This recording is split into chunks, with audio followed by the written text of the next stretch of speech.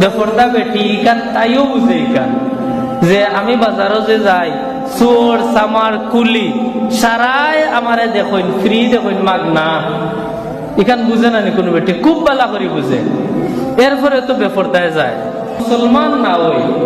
নিজের একটা প্র্যাকটিস থাকার দরকার আমার খে দেখার দরকার আর খে দেখেন আল্লাহ কইছেন কিতা আর আমি করি আর কিতা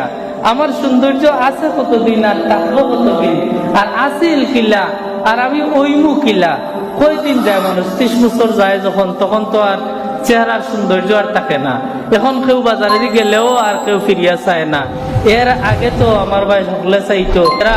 মডেলিং করে নাচ গান করে ইটা করে তারারে মানুষে দেখেন বিনিময়ে তারা টেকা পায় তোমারে তো ইটা যে দেখেন মানুষে ফ্রি দেখেন কোনো টেকা নাই আমার দুনিয়াতে লাভ নাই আখেরাতে লাভ নাই কিছু মানুষের দুনিয়াত লাভ হয় কিছু কাম করলে কিছু মানুষের এই দুনিয়ার লাভের কারণে আখেরাত জ্বালাইলার বরবাদ করিলার আর কিছু মানুষ তার ই খামে দুনিয়াতো লাভ নাই আখেরাতেও লাভ নাই ই মানুষের তাকি তো বড় বুকা আর কেউ হইতে পারে না আপনার